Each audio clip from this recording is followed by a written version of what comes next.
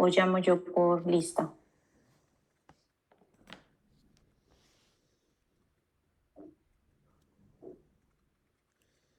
Adrián Rivera.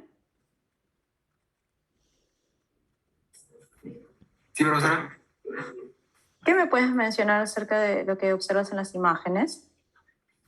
Pues estoy viendo, bueno, parece una posición lumbar, pero en realidad parece como si en realidad me estuviera inyectando cierto fármaco. Ya. Cerca del... Ese debe ser la imagen inferior, ¿no? Ajá, la oreja inferior. Ya. ¿Y en las demás imágenes qué me podrías mencionar?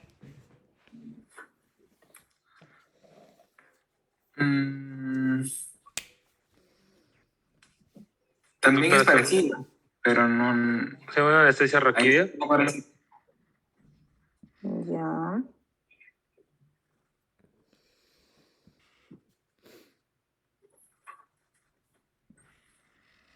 Recording in progress. Más no sé, doctora. Ya. A ver, ¿otra opinión? Alejandra Gallego. Sí, doctora, ¿podría ser una anestesia epidural? Pero las imágenes, o sea, describir imágenes, ¿no? ¿Qué observamos allí? Bueno, en la primera imagen se ve que a la paciente le punzan, ¿no? A nivel de la espalda, en la espina, en la médula espinal. Ya. Cierto fármaco anestésico. Ya. A ver, Lady Cassandra Mogollón. Doctora, la verdad lo mismo.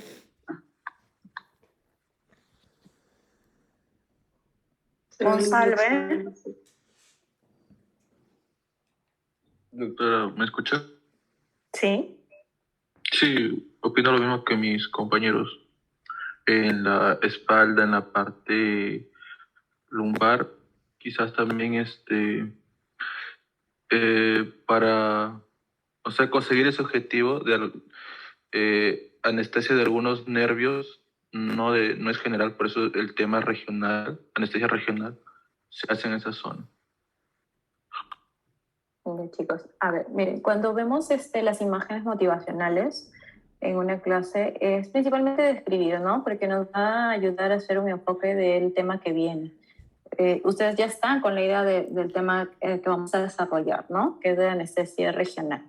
Entonces, nosotros observamos en las imágenes, en la primera imagen, ¿no? Un paciente, no sabemos si es hombre o mujer, sentado con un ayudante delante de él para posicionarlo y un médico, ¿no? Detrás de él que está ubicando en una zona estéril porque tiene un campo estéril allí, como se observa, ¿no? Y colocando algo, ¿no? Eso es lo que vemos en la imagen. En la segunda imagen también observamos de que aparentemente es una aguja que está sujeta por una mano con guantes, probablemente estériles, ¿no? Y que sacan un tutor porque están ahí como probando, como si fuese un catéter, ¿no? En la tercera imagen observamos también que en algún lugar del cuerpo están utilizando una aguja gruesa comparada con la anterior imagen, ¿no? Sí se observa el puntero, ¿no? Y una jeringa, ¿no? No observamos si es que tiene líquido o aire, pero finalmente están también utilizando unos guantes. Y al ver este campo, ¿no? Un campo estéril probablemente. Entonces, todos estos métodos son realizados, ¿no? Con una asepsia y antisepsia. Vamos con la siguiente imagen. Entonces, ¿cuál es el propósito de la clase? Describir y demostrar las características de la anestesia regional, conocer los cuidados de la recuperación posanestésica y revisar los cuidados postoperatorios. ¿A qué llamamos anestesia regional? A ver, Silvia Guevara.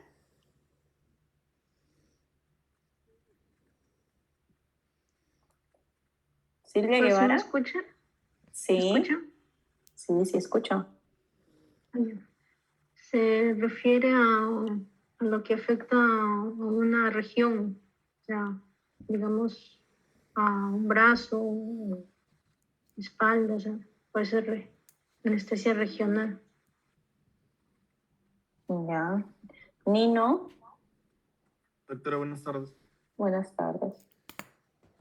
La pregunta es a que llamamos una anestesia regional, es una parte específica del cuerpo, sea un miembro superior o miembro inferior.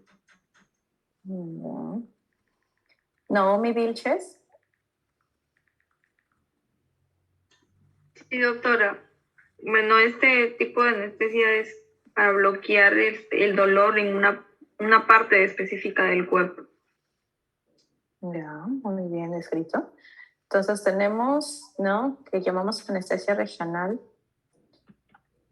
a la abolición, ¿no?, de la conducción de los nervios sensitivos mediante la administración de anestésicos locales, esos son los fármacos que usamos, permitiendo así limitar la anestesia a determinadas áreas del cuerpo, como ya habían mencionado ustedes, ¿no?, a un lugar específico del cuerpo. En la anestesia regional, el nivel de conciencia y la respiración espontánea están preservadas, como podemos observar en la imagen, ¿no? La paciente o el paciente está ahí anestesiado con los campos puestos para el cirujano pueda ya hacer su abordaje quirúrgico y el paciente está despierto. Tenemos un conjunto de variadas técnicas anestésicas que tienen en común producir un área de insensibilidad, ¿no? Abolir el dolor. El bloqueo de la conducción nerviosa hacia y desde el área quirúrgica. Entonces tenemos anestésicos locales en la proximidad de la médula espinal y a eso le denominamos anestesia regional neuroaxial o a nivel de troncos y nervios periféricos y los denominamos como bloqueos regionales. Para anestesia regional neuroaxial, por ejemplo, ¿en qué casos, en qué tipo de cirugías usamos? ¿Quieras en H? Rinoplastia. ¿Quieras en Mache?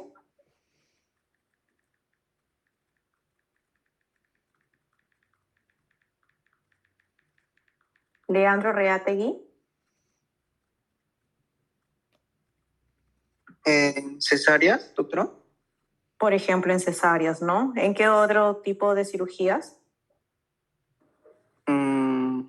Apendicitis. Ajá, en las apendicectomías, ¿no? Uh-huh. Otro ejemplo, son cirugías básicas que ustedes probablemente, si tienen la oportunidad de ingresar a sala, los van a llevar a ver porque son de pregrado.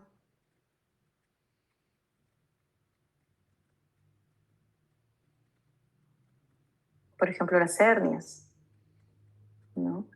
Y en los bloqueos regionales, Jesús Delgado.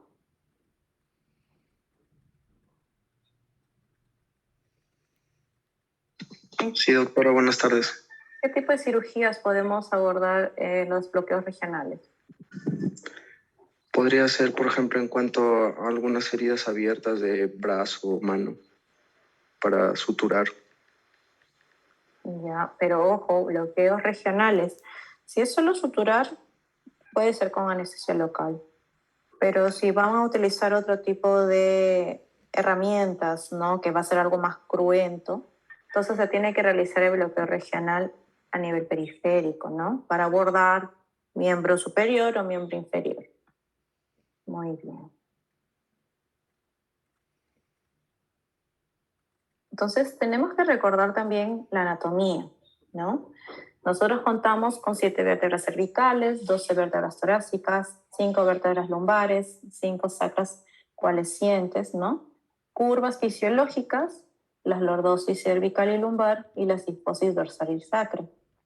Y para recordar un poco las referencias anatómicas, ¿no? Las apófisis espinosas a nivel de C7 sobresalen la nuca, a nivel de D3 la espina del omóplato, a nivel de D7 la punta del omóplato, a nivel de L4 la espina ilíaca anterosuperior y la L5 fosita lumbar. Recordemos también que cuando ingresamos a nivel lumbar o neuroaxial una aguja para poder realizar una anestesia regional, vamos a atravesar diferentes espacios, ¿no? Tenemos de afuera hacia adentro epidermis, dermis, tejido celular subcutáneo, ligamentos, ligamento supraespinoso, interespinoso, ligamento amarillo, y entre el ligamento amarillo y la dura madre encontramos un espacio que se denomina espacio epidural.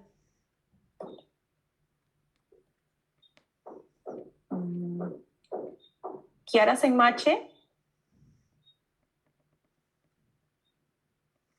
Sí, doctora. Hola. Dime, en ese espacio epidural, ¿sabes qué es lo que podríamos colocar? ¿O qué es el espacio epidural?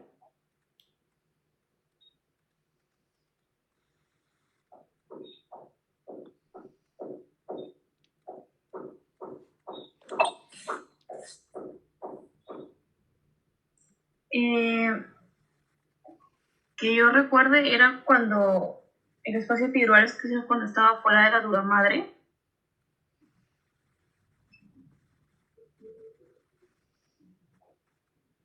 ¿Otra opinión?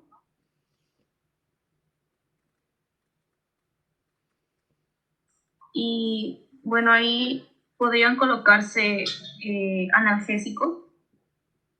Analgésicos, anestésicos. El espacio epidural es un espacio virtual o anatómico.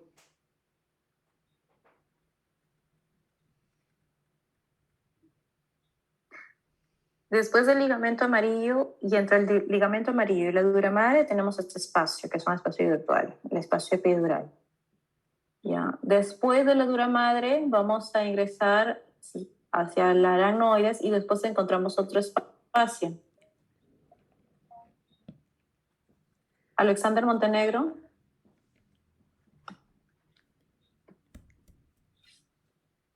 ¿Qué espacio encontramos después de la aracnoides?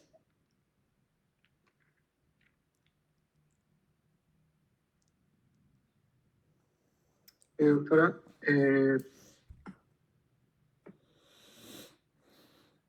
Subaracnoideo. después del aracnoide,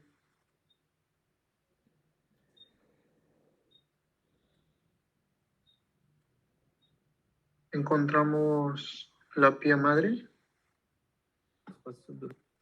El espacio subaracnoideo. El espacio subaracnoideo. Sí, y después la pía madre. Ya, chicos, hay que estar atentos. Mire, lo voy a hacer más cortita la clase. La idea es de que ustedes estén atentos. Si es que han preguntado al ciclo anterior, toditas las preguntas vienen de acá, de lo que se habla y de lo que pueden ver. ¿No? Entonces, tenemos que todos estos espacios vamos a atravesarlos con la aguja para poder ingresar hacia donde queremos colocar el anestésico, o el espacio epidural o el espacio subaracnoideo. Y ello va a llevarnos a dos tipos de anestesia regional.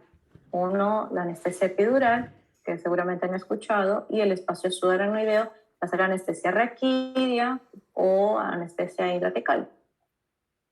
Entre el ligamento amarillo y la dura madre está el espacio epidural. Entre la dura madre y la aracnoides se encuentra el espacio subdural. Y entre la aracnoides y la pía madre, el espacio subaracnoideo. Recuerden qué ligamentos son los que atravesamos: el supraespinoso, interespinoso y el ligamento amarillo.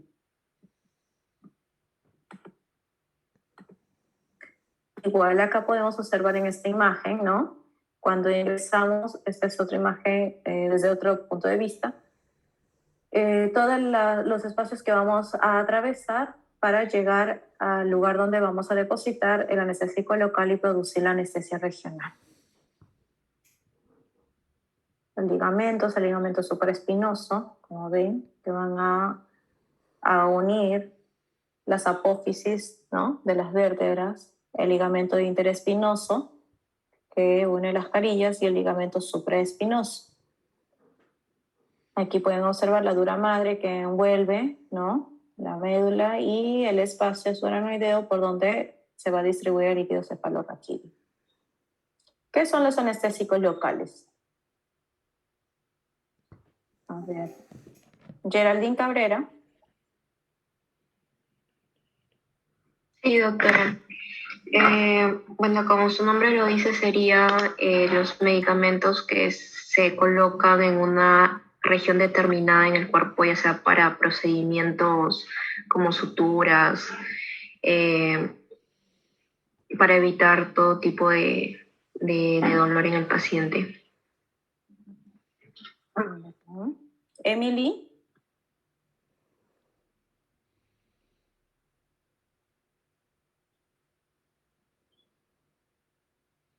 Emily Hurto.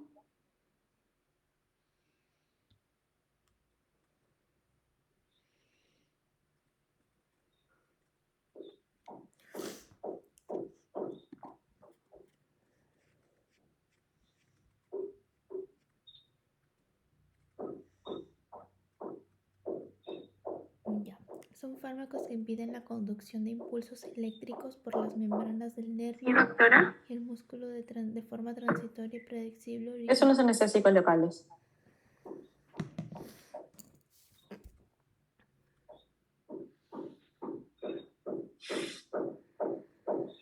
Bueno, son medicamentos, bueno, los fármacos que pueden bloquear el impulso nervioso en el cuerpo, pero bueno, como que puede ser de manera transitoria. Ya, de manera transitoria. A ver, entonces los anestésicos locales son fármacos capaces de bloquear de manera reversible o transitoria, como había mencionado, la conducción del impulso nervioso en cualquier parte del sistema, lo que va a dar lugar a una pérdida de la sensibilidad, aunque la función nerviosa se recupera completamente una vez que se finaliza el efecto de este fármaco, ¿no? O se metaboliza, para hablar con propiedad. Tenemos que a nivel de la estructura de los anestésicos locales tienen 3 elementos básicos. El grupo hidrofóbico, que es un anillo aromático. El grupo hidrofílico, que es una amina secundaria o terciaria. Y una cadena intermedia con un enlace que puede ser del tipo éster o del tipo amina. ¿Ya? Entonces tenemos que el grupo hidrofóbico va a determinar la liposolubilidad, la difusión y la fijación de la molécula. La liposolubilidad del fármaco va a determinar la potencia farmacológica. Por tanto, más liposoluble, mayor potencia. En el grupo hidrofílico, una amina secundaria o terciaria va a modular la hidrosolubilidad. Y eso va a depender su difusión a nivel sanguíneo y también la ionización. ¿Ya? Ojo con esos detalles. Los anestésicos locales son bases débiles que van a poseer un valor de pK variable entre 7.5 y 9 y están ionizados parcialmente al pH fisiológico. ¿Cuál es el pH fisiológico? Cualquiera de los chicos puede hablar, ¿eh? ¿Cuál es el pH fisiológico? 7.4. Chuquipoma. Doctora, entre 7.35 a 7.45. Así es. Entonces tenemos que los fármacos o los anestésicos locales se ionizan parcialmente a ese pH, ¿no? Van a bloquear los canales de sodio sensibles al voltaje y van a inhibir la generación de los potenciales de acción. Aquí tenemos, ¿no? En una imagen para que se pueda entender mejor que el anestésico local al unirse, ojo que esta es el anestésico local en fracción no cargada liposoluble, al unirse al hidrógeno, van a poder ingresar por la capa lipídica, va a pasar, va a permitir, ¿no? Va a bloquear el canal y ya no va a permitir el intercambio del ion sodio. Entonces, a eso denominamos lo que decíamos, ¿no? Va a bloquear los canales de sodios y van a inhibir la generación de potenciales de acción.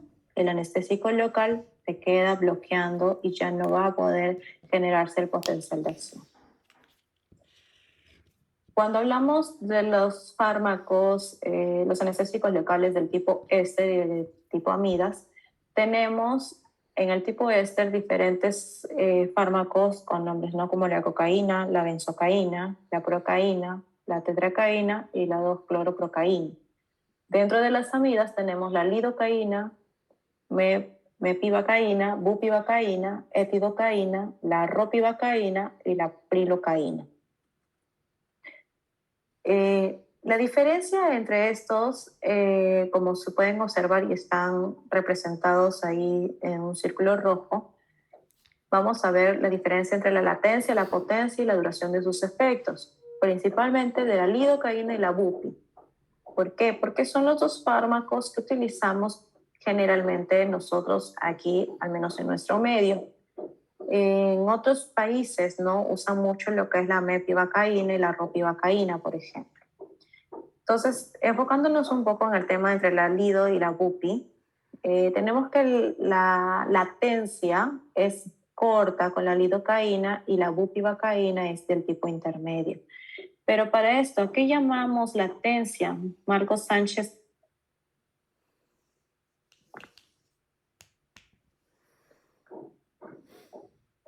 Marcos Sánchez no está. Ah, sí, doctora. ¿A qué le denominamos latencia del fármaco? Es el tiempo en el que transcurre desde que se comienza a administrar el fármaco hasta que alcanza, pues, su efecto. Ya, muy bien. Inicia su efecto, ¿no? Chely, ¿y a qué le denominamos potencia?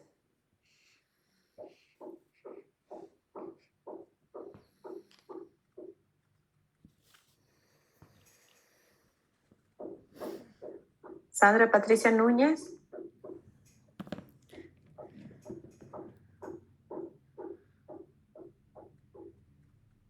Se quedaron calladas. Sandra Patricia Núñez. Sandra Tirado.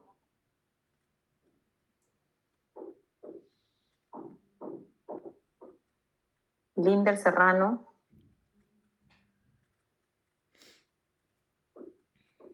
La potencia podría definirse como la cantidad de fármaco que se necesita para producir el efecto deseado. No, la cantidad del fármaco. Estamos hablando de diferenciar dos fármacos. Vamos a usar la misma cantidad. Pero doctora, ¿vendría a ser la capacidad que tiene un fármaco para producir una respuesta máxima ante una menor dosis o concentración? Ya, muy bien. ¿Quién habló? Sandra Núñez, Sandra Patricia. Ya. La duración de los efectos, entonces tenemos que, en cuanto a potencia, mayor potencia tiene la bupivacaína, ¿no?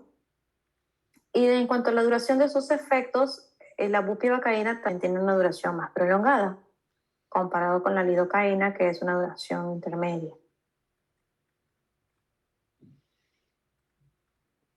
Entonces, otra cosa importante de estos anestésicos locales respecto a la diferenciación, ¿no?, entre la latencia, potencia, las características, latencia, potencia y duración de los efectos, y los tipos de anestésicos van a determinarnos si es corta, intermedia o larga, según, generalmente, ¿no?, si son del tipo amido o del tipo éster también. Tenemos además la toxicidad. Es importante conocer de que la toxicidad va a ir de menos a más según el tipo de grupo. ¿Quién es más tóxico, el grupo éster o el grupo amida?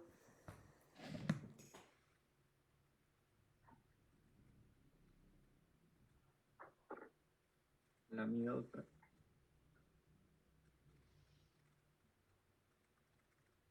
¿Y por qué?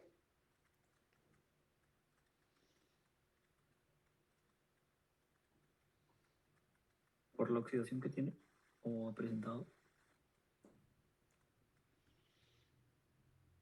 ¿Otra opinión?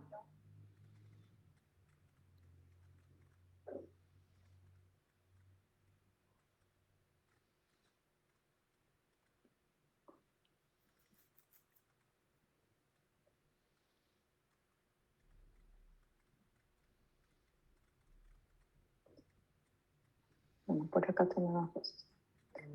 Ya. Nosotros tenemos que los de grupo éster son más tóxicos y el grupo amida menos tóxicos, pero también va a depender si es que pasa o no la cantidad y hacia el torrente sanguíneo. ¿Ya?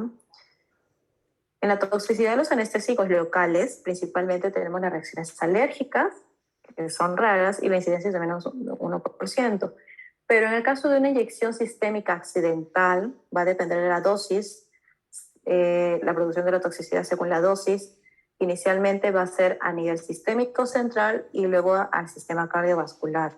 Algunos de esos fármacos son más cardiotóxicos, a menos dosis más cardiotóxicos.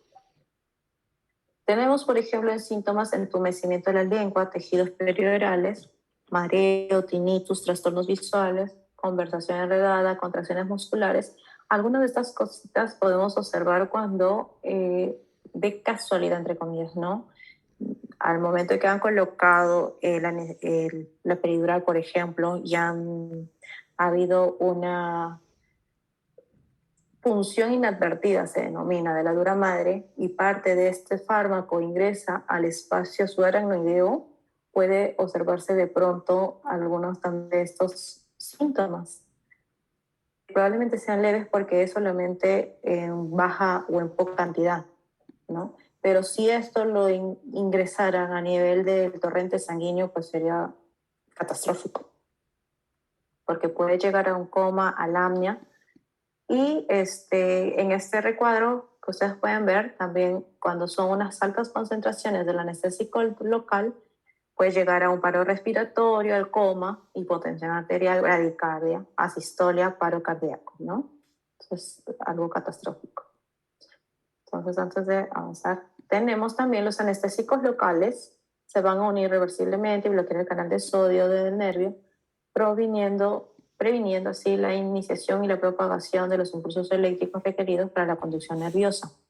Y es importante que sepan que el orden de la pérdida de esta sensibilidad va: primero se pierde el dolor, la temperatura, el tacto, la propiocepción y finalmente hay un bloqueo motor, o sea, no puede movilizar los músculos este paciente. Pasado el efecto, la recuperación de la función nerviosa es completa. El tamaño relativo y la susceptibilidad de los diferentes tipos de fibras nerviosas a los anestésicos locales también es importante tener en cuenta. Nosotros tenemos 3 tipos de fibras nerviosas, del tipo A, el tipo B y el tipo C.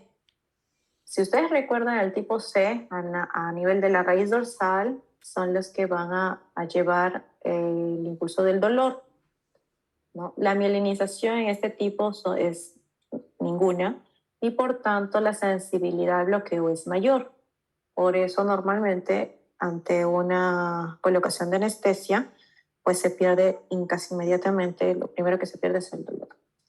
Luego tenemos la del tipo A, que se dividen en alfa, beta, gamma y delta, cada uno de ellos con diferente función. El alfa, la propiocepción y la función motora, el beta del tacto y la presión, gamma de los usos musculares y delta del dolor y temperatura también. Las del tipo A va a depender también su sensibilidad al efecto respecto a la mielinización. Como las alfa, beta principalmente son altamente mielinizadas, y ustedes pueden ver acá, ¿no? La velocidad de conducción es de 70 a 120 milisegundos. La sensibilidad de bloqueo es mayor porque está altamente mielinizada. Y del tipo B, como tiene un menos mielinización, va a captar mejor para la sensibilidad. Aquí es menor sensibilidad, a más mielinización, a menos mielinización, mayor sensibilidad al bloqueo. Tenemos la anestesia raquídea. La anestesia raquídea, denominada así también subaracnoidea, intratecal o intradural, porque la colocación del anestésico local va a ser en este espacio que habíamos visto en el recuerdo anatómico, ¿no? El espacio subaracnoideo, que se encuentra entre la adenoides y la pía madre, que va a contener líquido cefalorraquídeo, estructuras nerviosas, vasos que se van a dirigir hacia la médula. Por debajo de L1 va a contener la cola de caballo y el fino terminal. Por debajo de ese espacio, entonces, va a llevar menos riesgo traumático para la médula de un adulto, y en los niños es por debajo del nivel L3. También eso recuerden bastante. Los anestésicos utilizados principalmente son la bupivacaína. La inyección intratecal de un anestésico local a nivel lumbar provoca una interrupción temporaria irreversible de la transmisión simpática, sensorial, motora de las raíces espinales afectadas. La punción normalmente se realiza entre los espacios a nivel de L3, L4 o de L4, L5. Y a ese nivel se va a bloquear la transmisión nerviosa de las estructuras que van a inervar el abdomen inferior, perine y las extremidades inferiores. ¿No? Por ejemplo, aquí vemos una aguja raquídea, que son sumamente finas. El día de la práctica vamos a ver las diferentes agujas raquídeas y peridurales, ¿no? Y se deposita el anestésico local o la solución anestésica, como dice acá, ¿no? Inyectada por debajo de la médula espinal, entonces por debajo, ¿no? A nivel de L1, L2, L3, L4. ¿Puede colocarse más arriba? Sí, sí se puede colocar, pero el riesgo es mayor de afectar la médula espinal. Los factores que influyen sobre la anestesia raquídea son la varicidad, la dosis del fármaco, el volumen del fármaco, la turbulencia del líquido cefalorraquídeo, la utilización de coadyuvantes, el aumento de la presión intraabdominal, la posición del paciente durante la inyección, la altura de la inyección, la velocidad de la inyección y el tiempo hasta la posición operatoria. A ver, Jordan Leonardo.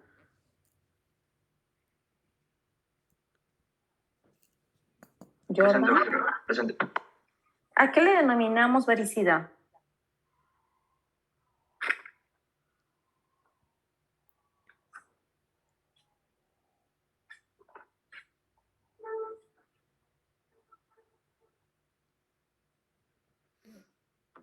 Creo que en este caso es la relación de la densidad en este caso de la solución de la anestesia local con respecto a lo que es el líquido cefalorraquídeo. Ya. ¿Y a qué denominamos como factor que influye en la anestesia raquídea el aumento de la presión intraabdominal? ¿Alguna idea, alguien que participe?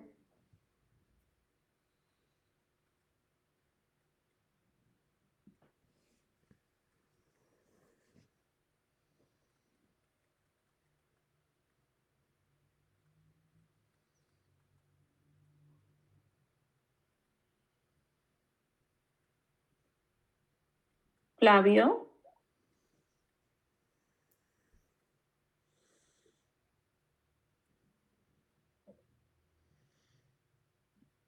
César Sánchez.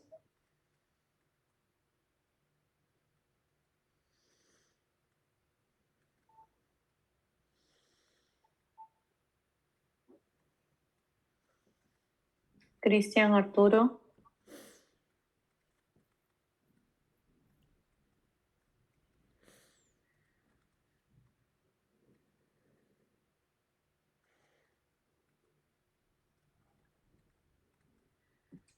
Y cuando hablamos de turbulencia de líquido cefalorraquídeo,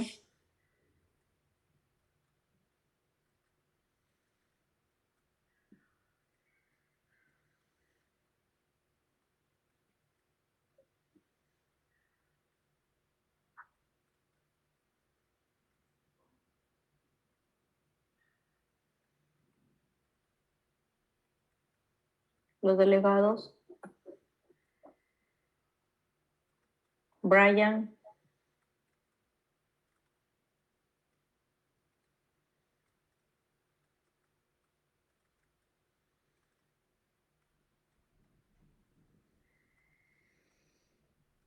¿Ya nadie va a participar? ¿O se los dejo como tarea entonces? Muy bien, chicos. Entonces, los factores que influyen sobre la anestesia raquídea son estos, pero ya que nadie quiere participar, le voy a dejar como tarea para que averigüen por qué. ¿Ya? Vamos a continuar. Entonces, tenemos de la varicidad, vamos a tener dos tipos de fármacos de anestésicos locales que va a depender su varicidad de X cosa que ustedes van a buscar luego también en la letra les voy a poner, porque la diferencia. Y este anestésico local, gracias a ese agregado, va a diferenciarse la varicidad, ¿no? Va a ser hiperbárico o hipovárico o isobárico. Entonces, si es hiperbárico, va a tender a bajar y no va a haber la necesidad de que tengamos el riesgo de pronto de que el anestésico suba y nos pueda hacer un bloqueo total. En el cambio del isobárico o el hipovárico, la tendencia es a que la anestesia suba por encima de la zona de punción. El riesgo es de que este anestésico nos produzca una anestesia total y es lo que no queremos porque eso de ahí nos puede producir un paro respiratorio, un paro cardíaco. Entonces, la varicidad del anestésico es útil y hasta cierto punto nosotros buscamos el nivel de bloqueo con este tipo de fármacos, dependiendo si contiene o no, si es o no isobariable o hiperbárico. En el caso de la anestesia epidural, se conoce como peridural o extradural. La diferencia con respecto a la raquidia es que utiliza volúmenes mayores de anestésico local en este espacio. Un segundo.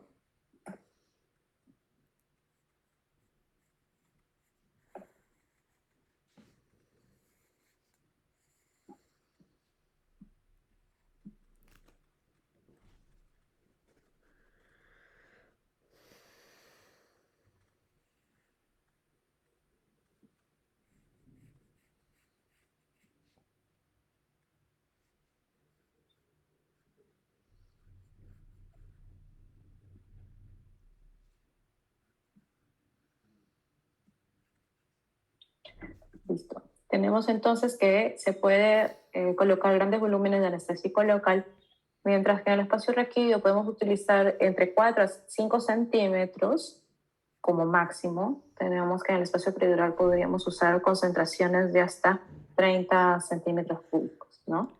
En general, el sitio de punción es a nivel de L2, L3 y de L3 y L4.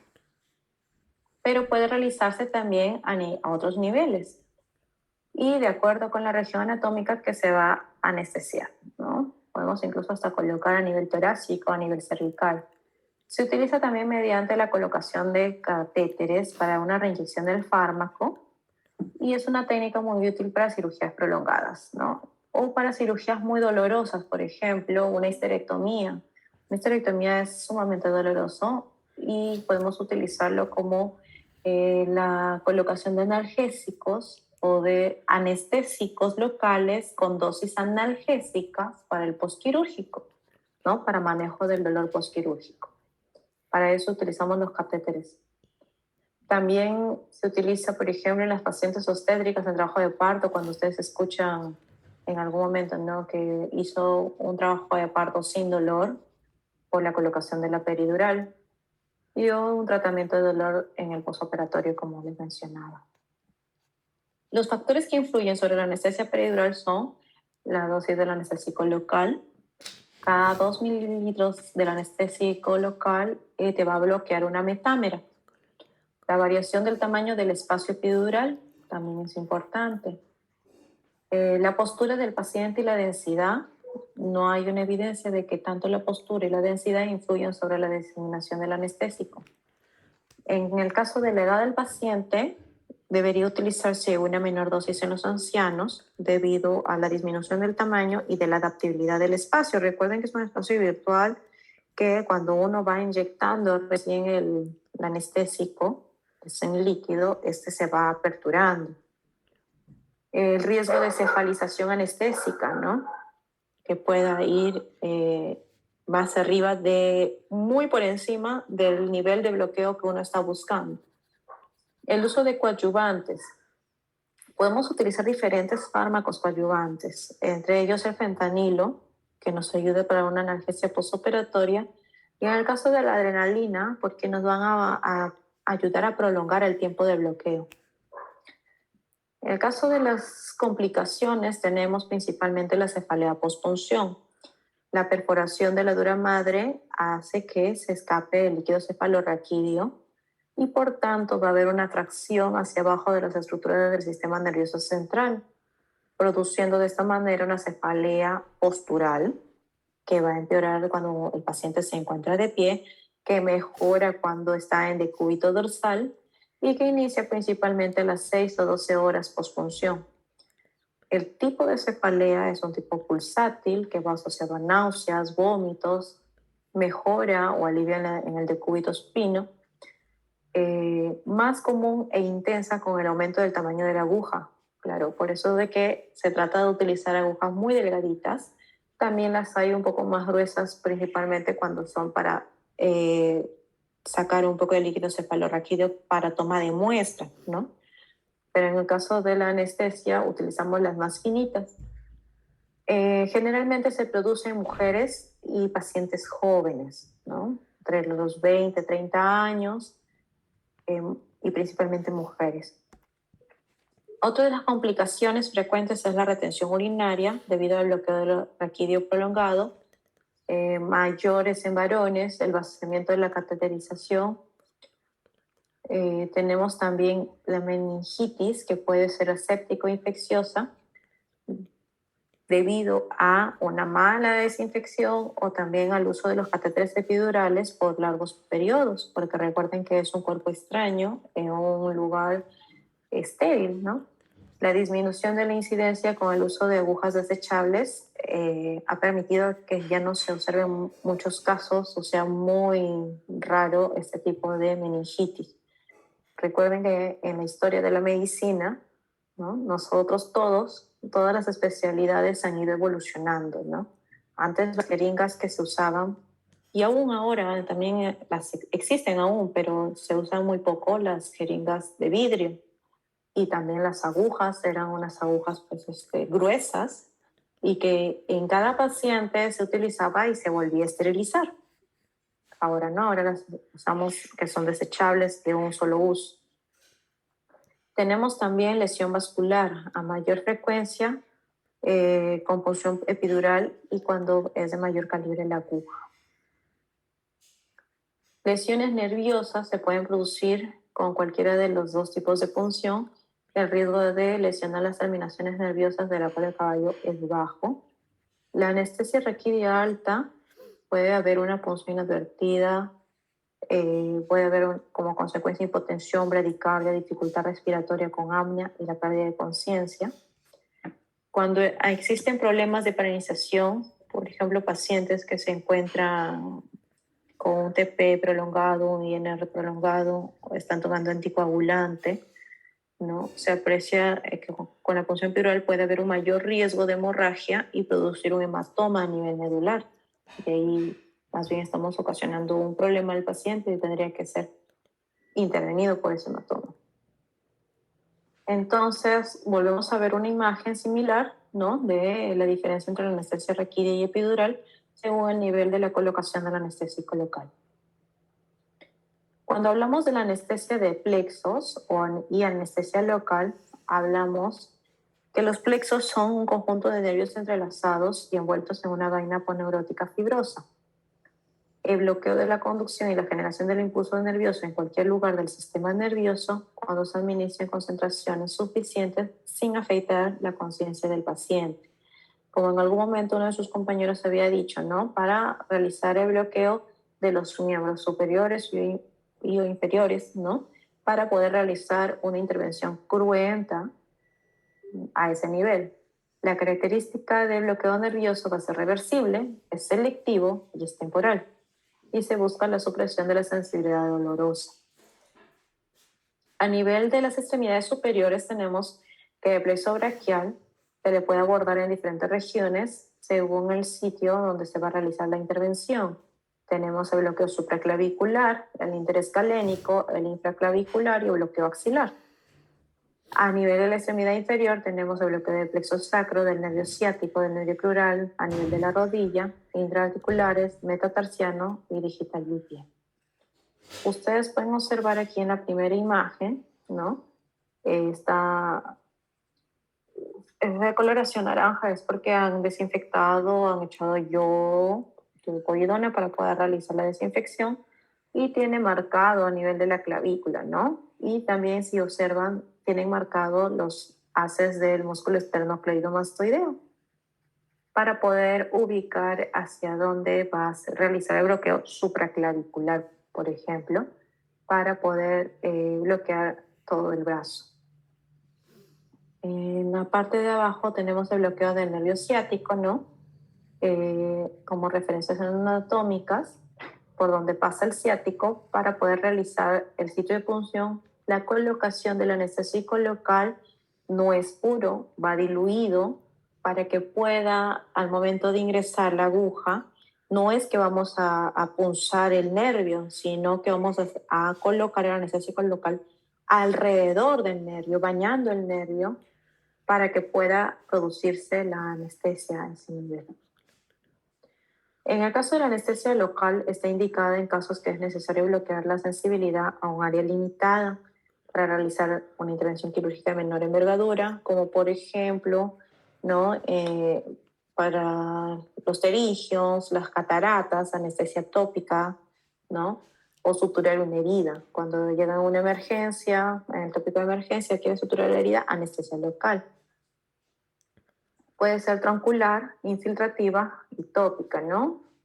Por ejemplo, en las gotitas que observas ahí son gotitas anestésicas que van al ojo. Ustedes pueden observar ahí una herida abierta para necesidad de sutura. También los odontólogos, ¿no? Cuando van a realizar algún tipo de curación que cause mucho dolor, o cuando realizan a nivel troncular, muchas veces para poder ver tendones, examinar, y si ya es algo más cruento, allí sí necesitan realizarse una anestesia regional o a veces hasta general con regional para el tema del dolor. Cuando hablamos de la unidad de recuperación posanestésica, ¿a qué nos referimos, Christopher Huancas?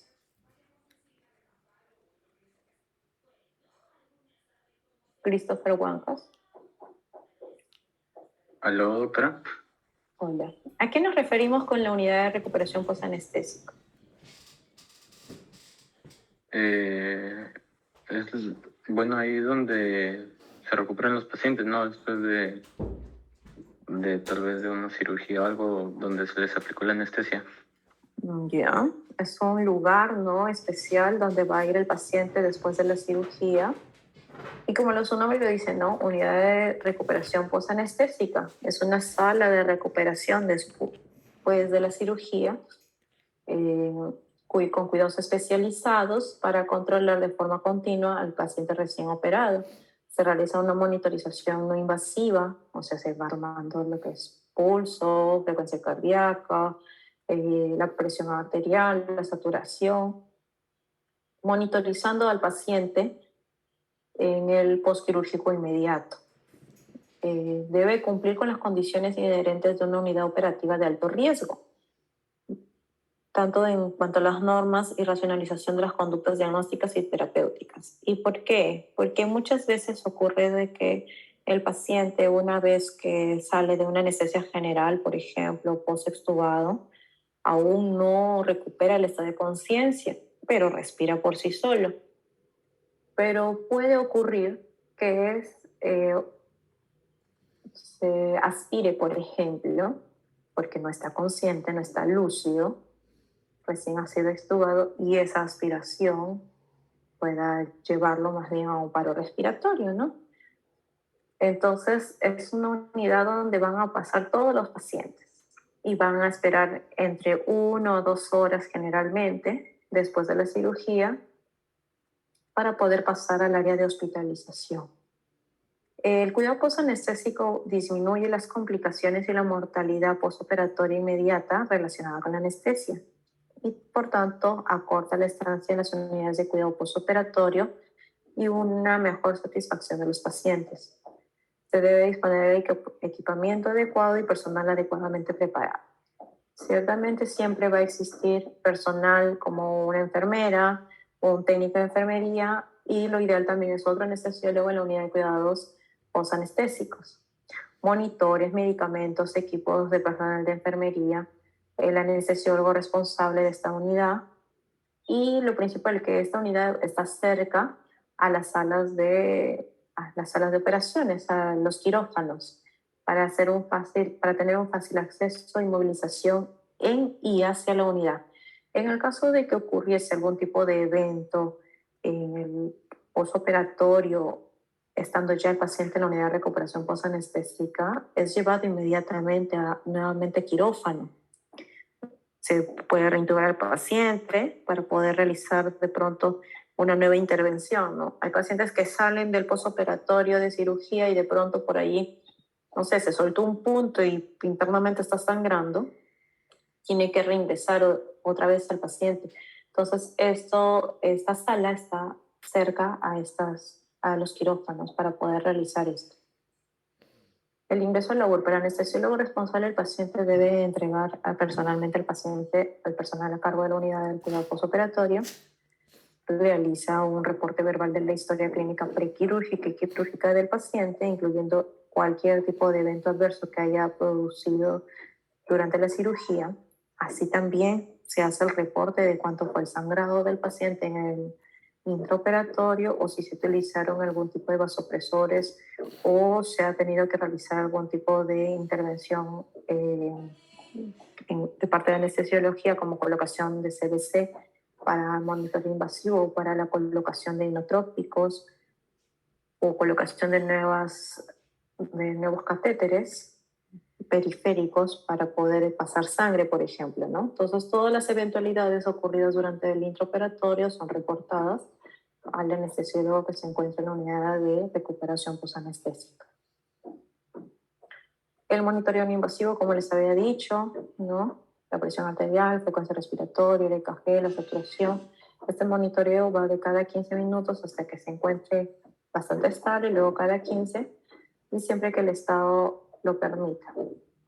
Si no, tendría que ser un monitoreo invasivo, ¿no? Y este paciente, al tener un monitoreo invasivo, pues lo más frecuente es que termine en una unidad de cuidados intensivos según el tipo el estado de gravedad del paciente. Para los ingresos de alta, para los criterios de ingreso y de alta del paciente, existen escalas de puntuación para determinar el grado de recuperación anestésica. Las escalas deben ser utilizadas de forma complementaria por el anestesiólogo y también al momento de que hacer derivado, ¿no?, a otras áreas como terapia intensiva o una unidad coronaria. La escala más usada en el sistema de puntuación es el Aldrete y la simplificada de Stewart, ¿no? El Aldrete principalmente en adultos, Stewart en niños. Entonces, para darle alta a un paciente en la URPA, y eso ustedes cuando sean internos van a decir, todavía el paciente ya salió de sala, pero todavía se encuentra en la URPA.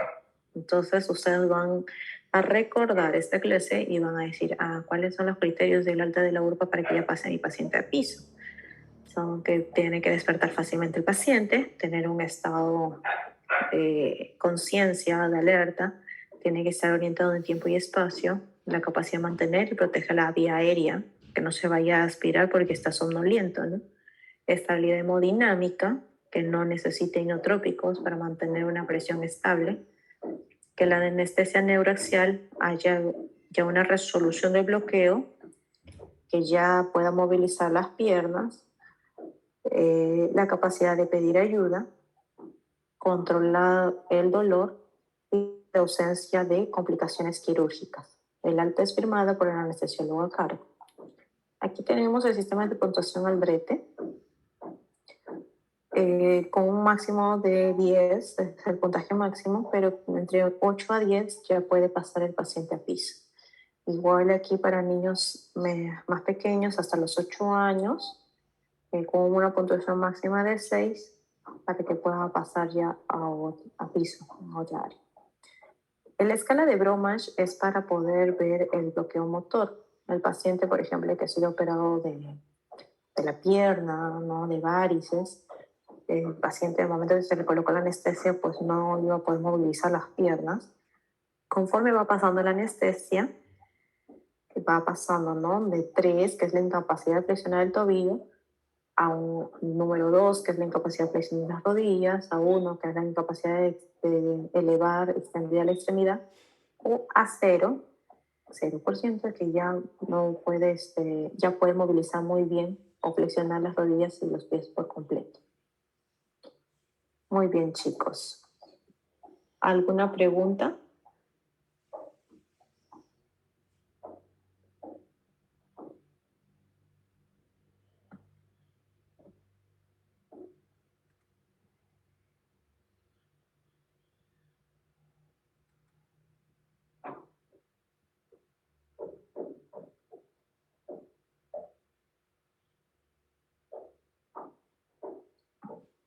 El delegado.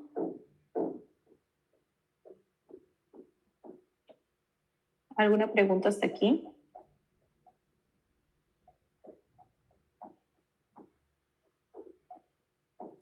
¿No? Bien. A ver, entonces, bueno, no sé si estarán escuchando, estarán también atentos de que ya tienen luego la clase a las 5. Les voy a dejar el post-test para que lo puedan desarrollar el fin de semana o a más tardar hasta el día martes. Y voy a coordinar con el delegado para poder realizar, fijar la hora y fecha. De repente se les hace más práctico en la noche. Ustedes informarán con sus delegados al delegado principal. Y respecto a la práctica sería el día martes. Y allí también se les va a pedir algunos informes o tareas de lo que ya mencioné aquí en clase. ¿Listo? Claro. Listo, gracias chicos, chao. Luego. Luego,